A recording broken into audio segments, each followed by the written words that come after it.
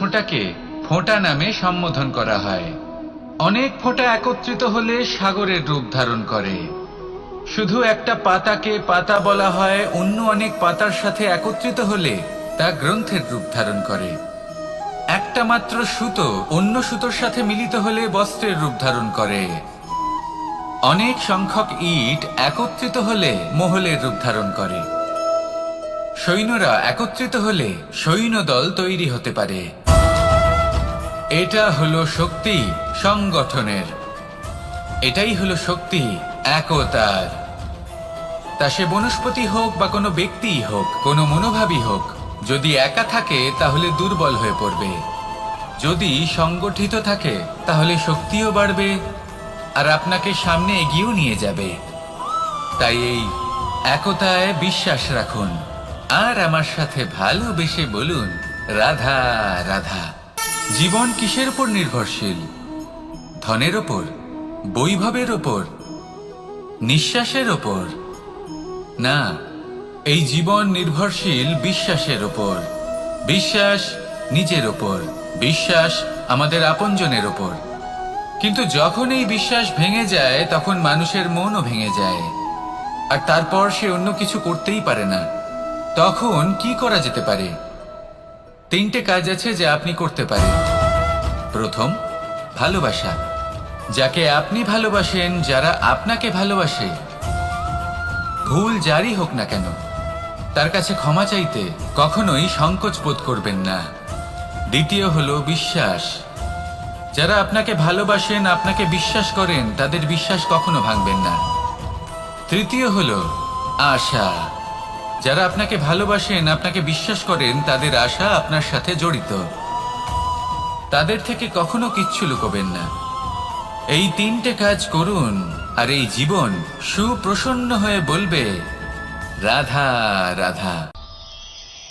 জীবনে সাফল্য এবং অসফলতা আপনার বল, আপনার শক্তির উপরে নির্ভরশীল নয়, আপনার মানসিকতার উপর নির্ভরশীল।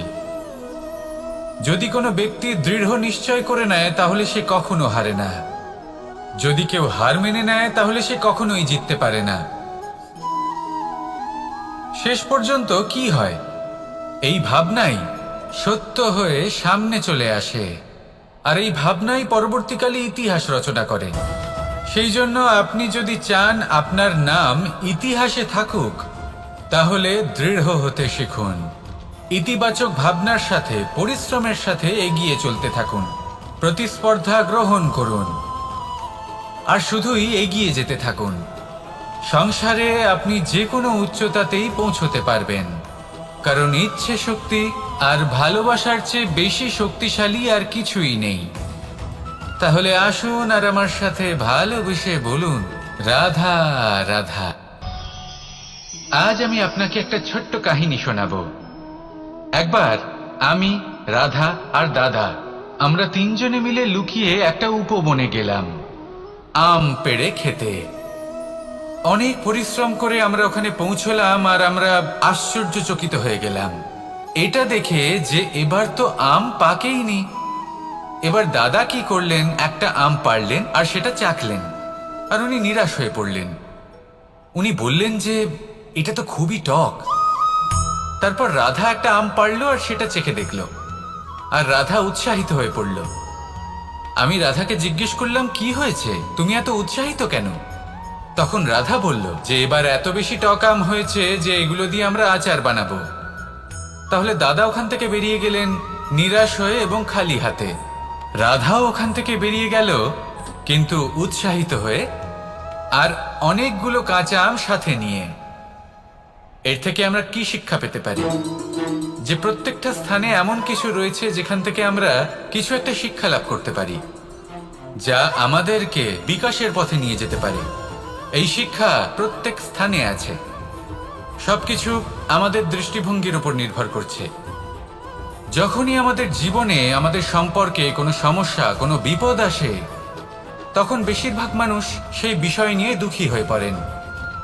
আর কিছু মানুষ এমনও থাকেন যারা শেষ পর্যন্ত তার সমাধান করেন, বিপদকে পরাজিত করেন, সম্পর্কগুলিকে আবার জুড়ে দেন। যদি আপনি সুখের খোঁজ করেন তাহলে আপনি সুখ অবশ্যই পাবেন, প্রসন্নতা অবশ্যই পাবেন। যদি আপনি দুঃখ খোঁজেন তাহলে দুঃখ অবশ্যই পাবেন। এবার আপনি কি খুঁজতে চান সেই চয়ন আপনারই। আসুন আর আমার সাথে ভালোবেসে বলুন রাধা রাধা। যখন সূর্যের অত্যাধিক তাপের কারণে এই ধরিত্রী শুষ্ক হয়ে যায়, তখন প্রতিবিম্ব আমরা এইভাবে দেখতে পাই। আমরা কোথাও দূরে তাকালে আমাদের মনে হয় সেখানে জল রয়েছে।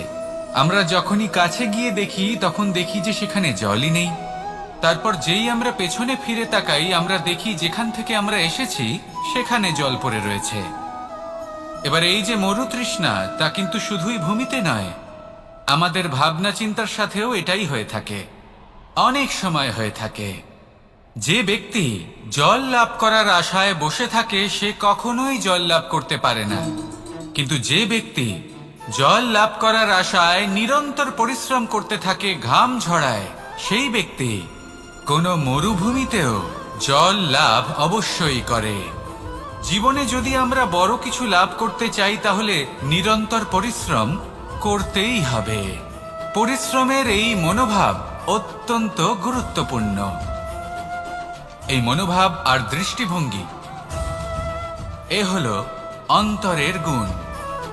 রূপ এবং প্রসাধন এগুলি হলো বাহ্যিক আবরণ। যে ব্যক্তি রূপের কারণে আপনাকে ভালোবাসে তা প্রকৃত ভালোবাসা নয়।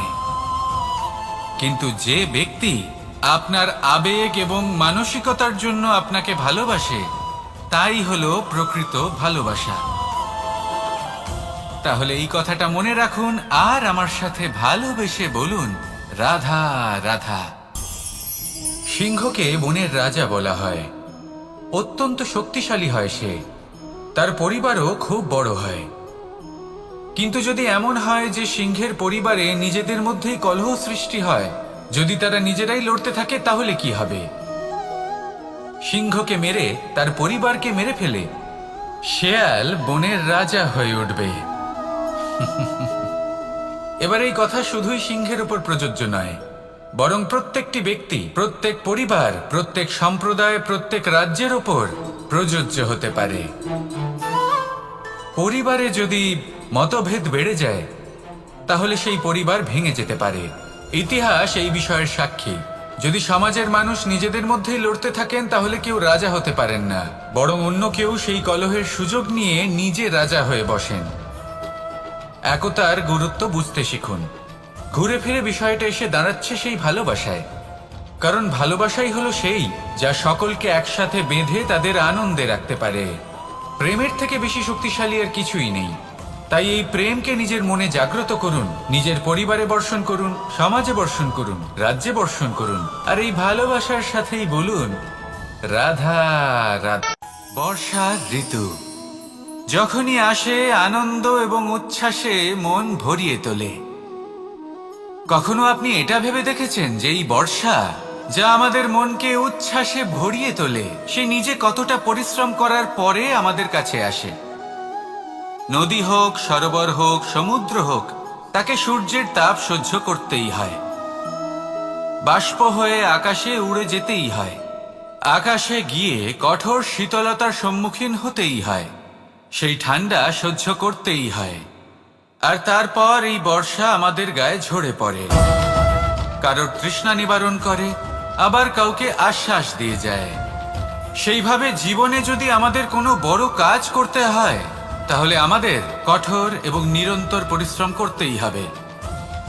আর যে ব্যক্তি এই পরিশ্রম করার পরেও কোনো একটি নির্দিষ্ট স্থানে পৌঁছে যাবার পরেও বিনম্র থাকেন, সেই ব্যক্তি অমরত্ব লাভ করেন।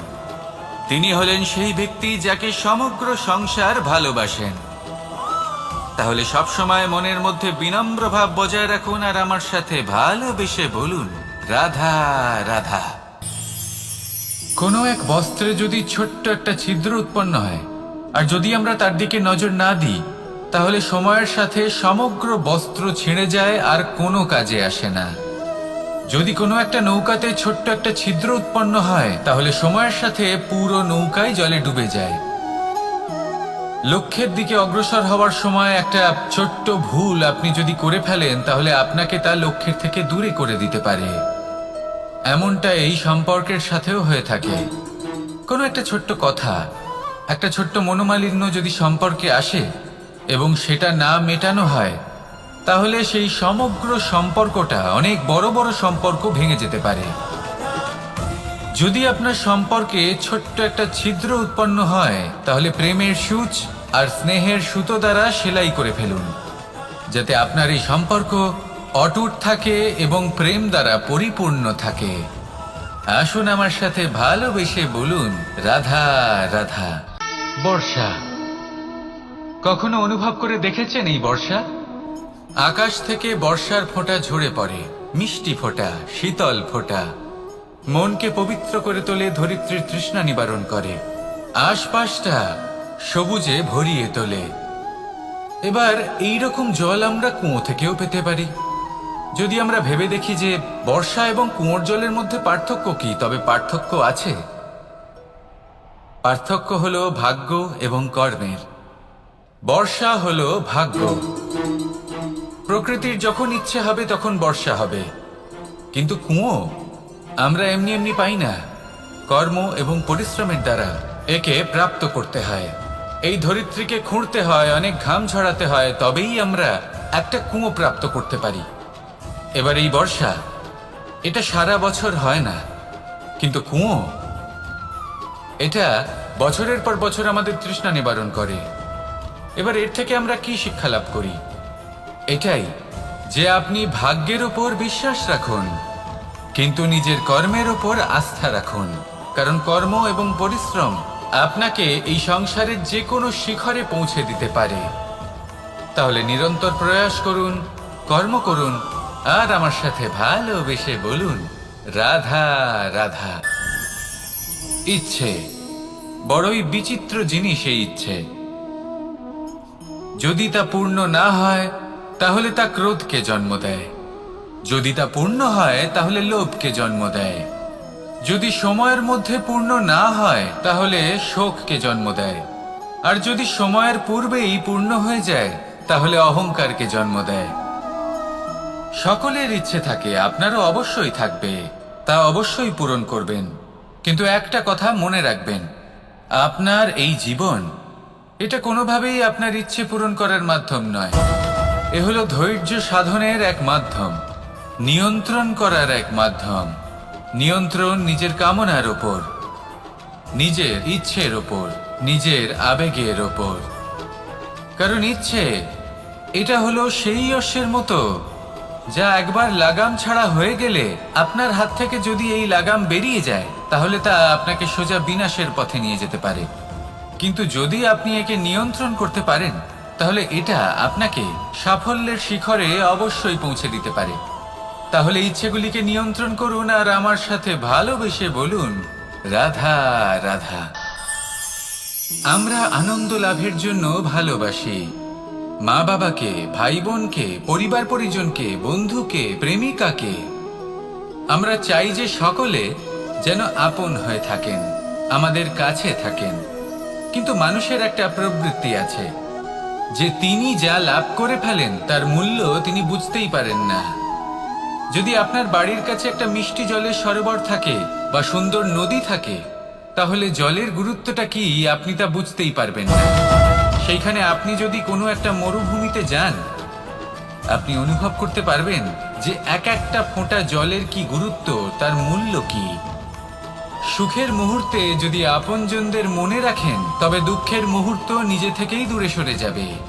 ভালোবাসা এবং তার সাথে স্মরণ করা, এটাই তো হলো জীবনের এবং ভালোবাসার আসল মূল্য। আসুন আর আমার সাথে ভালোবেসে বলুন, রাধা রাধা। ধন মানুষের জীবনের সব থেকে বড় প্রয়োজনীয়তা, সেই অস্ত্র যার দ্বারা মানুষের জীবনের অনেক সংকট দূর করে দেওয়া যেতে পারে, সেই মাধ্যম যার দ্বারা সংসারের সমস্ত জাগতিক সুখ স্বাচ্ছন্দ্য লাভ করা যেতে পারে। কিন্তু ধনের দ্বারা আমরা সবকিছু লাভ করতে পারি না। জাগতিক স্বাচ্ছন্দ্য আমরা লাভ করতে পারি, কিন্তু সুখ লাভ করতে পারবো না। সুখের উপকরণ আমরা লাভ করতে পারি, কিন্তু সুখের অনুভূতি লাভ করতে পারবো না। আনন্দ, সন্তোষ, প্রসন্নতা এগুলো ধন দ্বারা লাভ করা যায় না। কিন্তু হ্যাঁ, আনন্দ, সন্তোষ আর প্রসন্নতার সাথে যদি কোনো কাজ করেন তাহলে অবশ্যই ধন লাভ করবেন। তাহলে আসুন আর এই প্রসন্নতার সাথে বলুন, রাধা রাধা। মানুষ শুধুমাত্র দুই ধরনের ব্যক্তির সামনেই নত হন।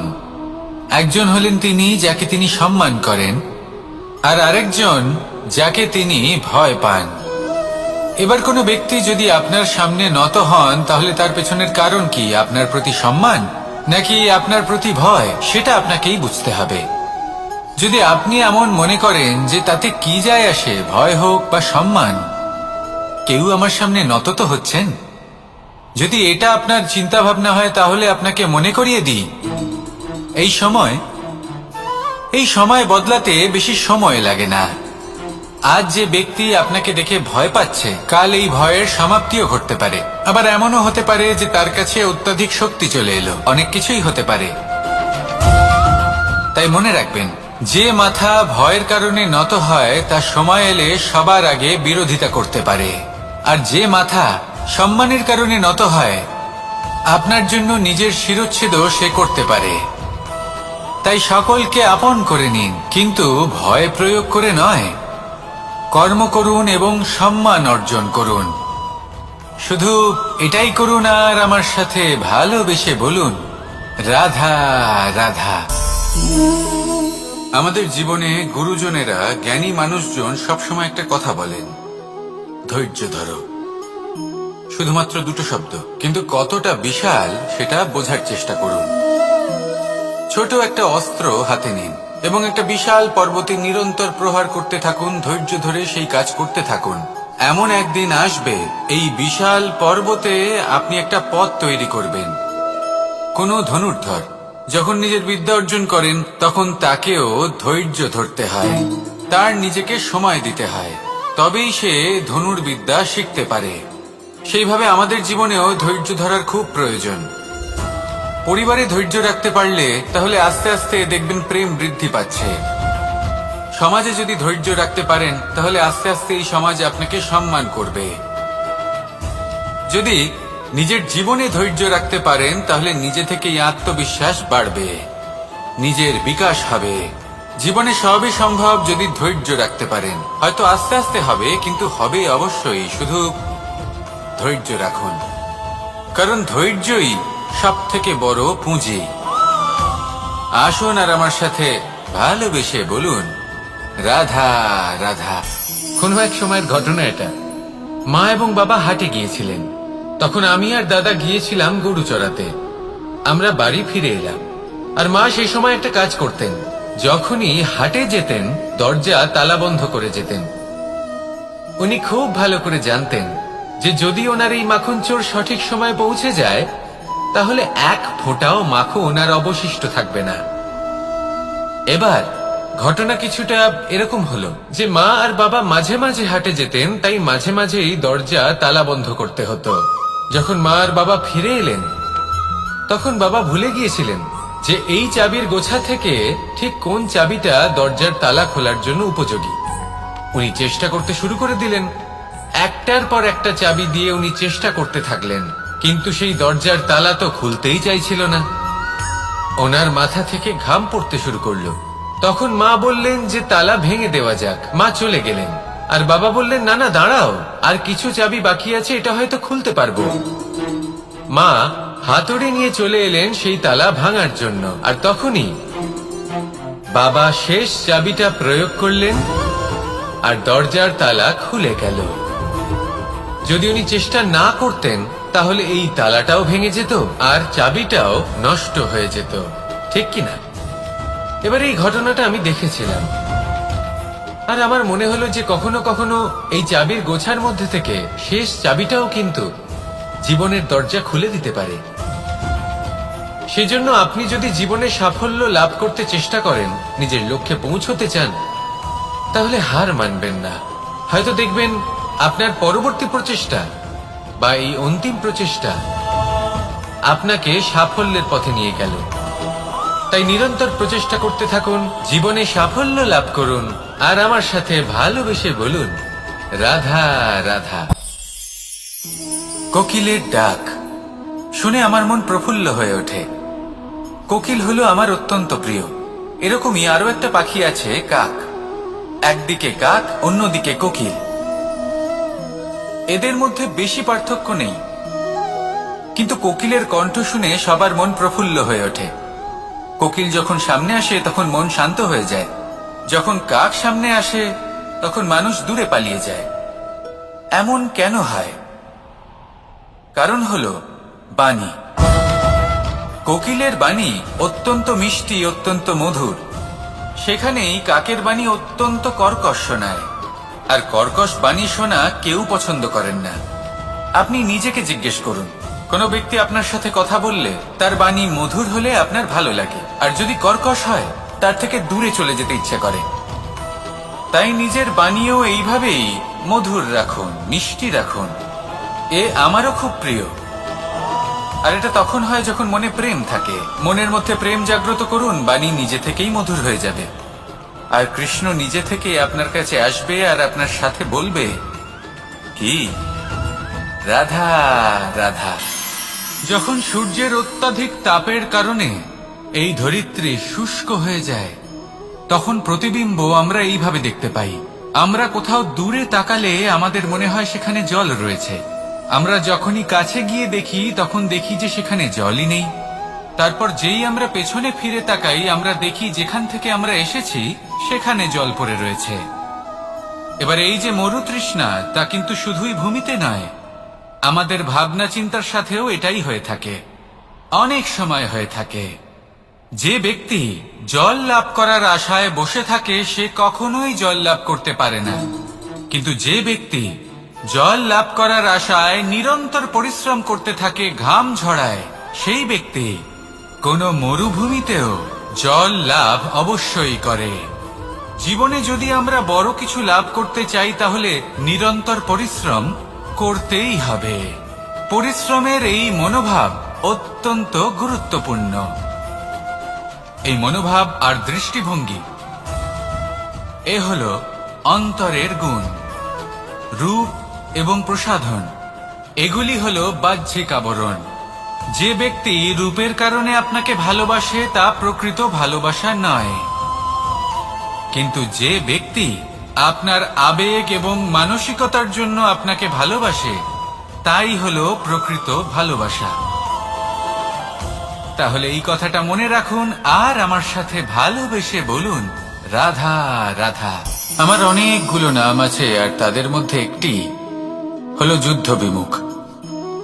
এই কথা আপনারা সবাই জানেন।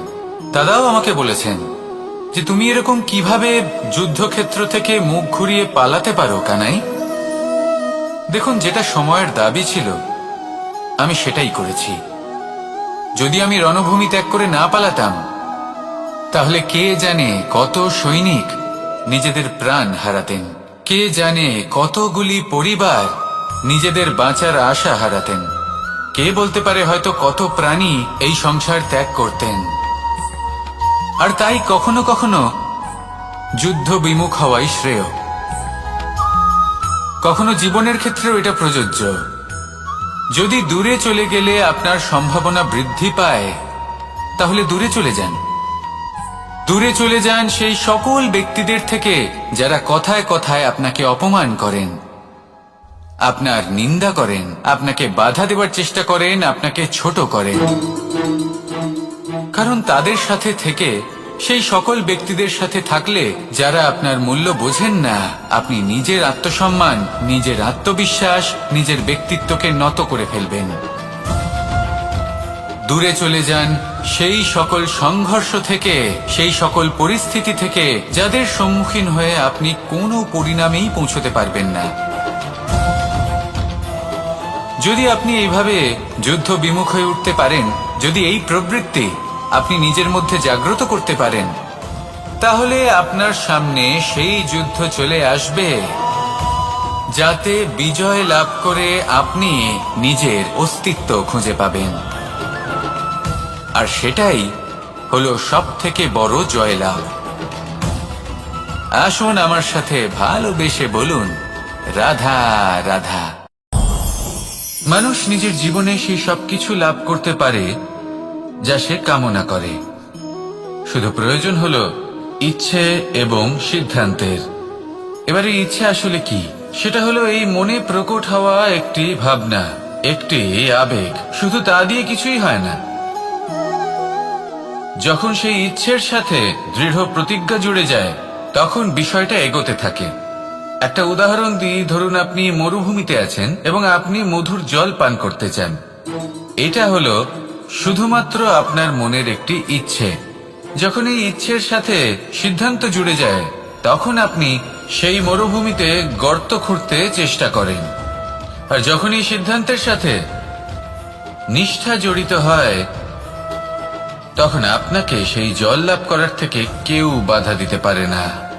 ইতিহাস এটার সাক্ষী। যিনি নিশ্চিত করেছেন, তিনি সেই সবকিছু লাভ করেছেন যা তিনি লাভ করতে চেয়েছেন।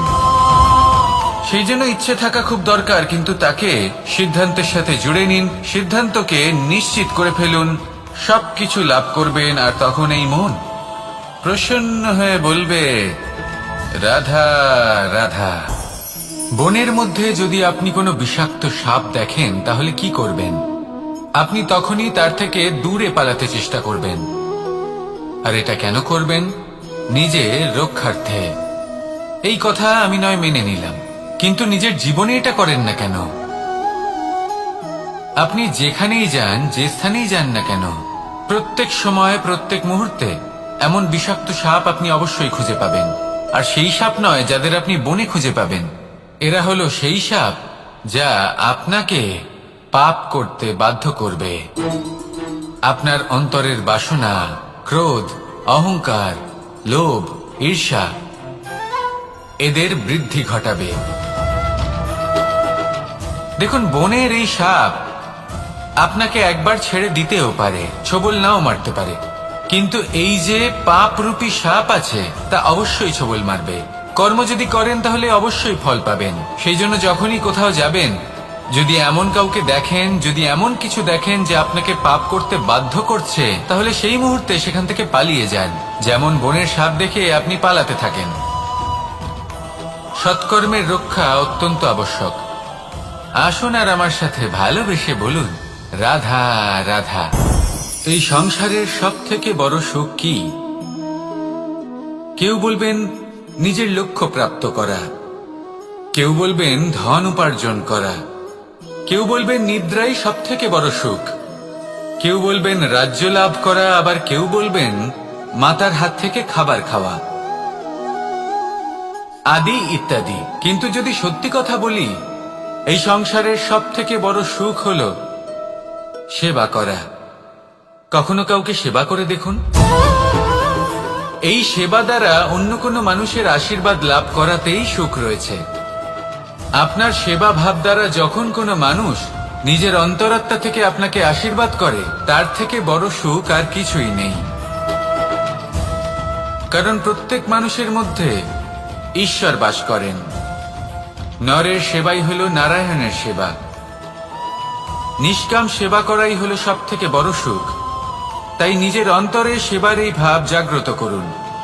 যে সুখের কথা আমি বলছি, সেই সুখ অনুভব করেই দেখুন। এই মন সুপ্রসন্ন হয়ে বলবে, রাধা রাধা। বায়ু পঞ্চতত্ত্বের মধ্যে তৃতীয় তত্ত্ব। কেউ একে সমীর বলে, আবার কেউ একে পবন বলে। প্রথম কথা হলো এটাই যে এই বায়ু আমাদের জীবন দান করে প্রতিদিন, প্রত্যেক মুহূর্তে। এই বায়ুর কারণেই আমরা নিঃশ্বাস নিতে পারি, জীবিত থাকতে পারি। এই বায়ুই হলো সেই যা সকল মেঘেদের একত্রিত করে একটি স্থানে আর বর্ষা ঘটায়। আর এই বর্ষার কারণেই এই ধরিত্রীতে অন্ন উৎপন্ন হয়। এই বায়ুকে দেখুন, কখনো এতটা সৌম্য যে আপনার কোনোই তফাৎ বোধ হয় না, আর কখনো কখনো এমন রূপ ধারণ করে ফেলে যে অনেক বড় বড় পর্বতের আকার পর্যন্ত বদলে ফেলে। এটাই হলো বায়ুর বিশেষত্ব। বায়ু শেখায় যে সময়ের সাথে সাথে বইতে থাকো, সকলকে জীবন দান করো, সকলকে সাহায্য করো, কিন্তু যখন বিপদ সামনে আসবে তখন দৃঢ় হয়ে সম্মুখীন হও। বাধা অনুযায়ী নিজেকে গড়ে নিতে হবে, আর কখন কতটা কঠোর হতে হবে আর কখন কতটা সৌম্য হতে হবে এটা বায়ুকে দেখে শিখুন, আর আমার সাথে ভালোবেসে বলুন রাধা রাধা। এই সংসারের আরম্ভ থেকে এখনো পর্যন্ত এবং ভবিষ্যতেও একটা যুদ্ধ আছে, যা হয়ে চলেছে, চলতেই থাকবে। পাপ এবং পুণ্যের মধ্যে যুদ্ধ, সত্য এবং অসত্যের মধ্যে যুদ্ধ। এই যুদ্ধ চলেই আসছে, আর এই যুদ্ধে যারা লড়েন তাদের আমরা সবসময় জয় জয়কার করি। আর যারা এই জয় জয়কার করেন তাদের প্রত্যেকের একটা বিশেষ গুরুত্ব থাকে।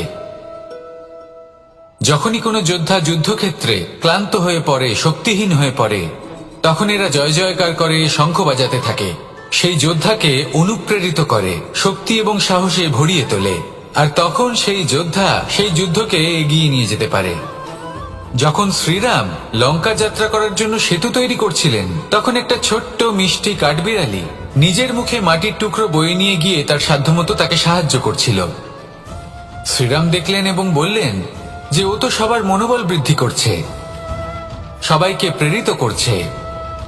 ও বলল যে আমি এত ছোট হয়েও যদি এই কাজ করতে পারি, তাহলে আপনারা সবাই কেন পারবেন না? এটাই হলো সেই সকলের মাহাত্ম্য, যারা জয় জয়কার করেন, অনুপ্রেরিত করেন, সাহস যোগান। ওনারা সেই ব্যক্তি যারা একজন যোদ্ধার মধ্যে যুদ্ধকে জয় করার শক্তি প্রদান করেন। আসুন আমার সাথে ভালোবেসে বলুন রাধা রাধা। আপনি কখনো কোনো বাজকে নিজের বাসা বানাতে দেখেছেন? এই বাজ যখনই কোনো বাসা বানায় তখন উঁচু গাছের ডালে বা কোনো পর্বতের শিখরে বাসা বানায়, অনেক উচ্চতায়, আর সেখানে তার সন্তানও জন্মগ্রহণ করে। যখন এই সন্তানেরা জন্মায় তখন এই বাজ খুবই ভালোবেসে এবং খুব সাবধানে এদের পালন পোষণ করে, নিজের ঠোঁট দিয়ে তাদের ঠোঁটে খাবার পরিবেশন করে। কিন্তু যেই সেই সন্তানেরা হৃষ্টপুষ্ট হয়ে যায় এবং সেই কথা বাজ নিজে বুঝতে পেরে যায়, সেই বাজ নিজেই সেই বাসা ছিন্ন ভিন্ন করে দেয়। সেই সন্তান যাদের সবেমাত্র ডানা গজিয়েছে, কিভাবে উড়তে হয় তারা জানে না, সেই সন্তানগুলিকে উচ্চতা থেকে ঠেলে দেয়। সেই সন্তান প্রথমে ভয়ভীত হয়ে যায়, তারা সামনে মৃত্যুকে দেখতে পেয়ে ভয়ের কারণে তাদের ডানা ঝাপটাতে থাকে, আর সেই প্রক্রিয়াতেই সেই সন্তানগুলি উড়তে শুরু করে দেয়। এবার এই ঘটনায় আমরা কি শিক্ষা পেতে পারি? এটাই, যদি আপনি মাতা পিতা হন তাহলে নিজের সন্তানকে অবশ্যই স্নেহ করুন, কিন্তু তাদেরকে নিজের আঁচলের তলায় বেঁধে রাখবেন না। যদি আপনি চান আপনার সন্তান জীবনে উন্নতি করুক, তাহলে নিজের মুঠো থেকে তাদের স্বতন্ত্র করে দিন, এই সংসারে সংঘর্ষ করতে দিন। সেই সন্তান নিজেই বুঝতে পারবে যে জন্মের সময় পাওয়া ডানা কি করে ব্যবহার করতে হয়, আর আপনার চোখের সামনে আপনার সন্তান এই আকাশে উড়তে থাকবে। তাহলে আসুন আমার সাথে ভালোবেসে বলুন রাধা রাধা। আমার জীবনে পরিচয় হয়েছে অনেক ব্যক্তির সাথে, ভিন্ন ভিন্ন ধরনের মানুষ। এনাদের সাথে আলাপ হয়ে খুব ভালো লেগেছে, অনেক শিক্ষাও লাভ করেছি। আমি তাদের সাথেও আলাপ করেছি যারা অনেক উচ্চ স্তরে পৌঁছে গেছেন, আবার তাদের সাথেও যারা নিজেদের জীবনে বিশেষ কিছু করতে পারেননি। তাদের সাথেও পরিচয় হয়েছে যারা সফল, আবার তাদের সাথেও যারা অসফল। এবার এই সবই একই রকম মনে হয়, এদের মধ্যে পার্থক্য শুধুই মানসিকতার। যখনই কোনো অসফল ব্যক্তির সাথে পরিচয় হয়েছে, তখনই দেখেছি তাদের কাছে সবসময় একটা অজুহাত রয়েছে যে কেন তারা সফল হতে পারেননি। কখনো তারা দোষ দিয়ে থাকেন তাদের ভাগ্যকে, তাদের পরিস্থিতিকে, দোষারোপ করতে থাকেন তাদের মাতা পিতাকে, আত্মীয়দের, বন্ধু বান্ধবদের। কোনো না কোনো অজুহাত সবসময় এদের কাছে থাকে যে কেন তারা সফল হতে পারেননি। সেখানেই যখন সফল ব্যক্তির সাথে পরিচয় হয়, তাদের কাছে সবসময় একটা কারণ থাকে যে কিভাবে এই সমস্যাগুলির ঊর্ধ্বে উঠে সাফল্য লাভ করা যায়। আর সেই কারণ হলো যে যাই হয়ে যাক না কেন, সাফল্য লাভ করতেই হবে। যতই সংঘর্ষ করতে হোক না কেন, যতই সমস্যা আসুক না কেন, সফল আমাদের হতেই হবে। এটাই পার্থক্য মানসিকতার।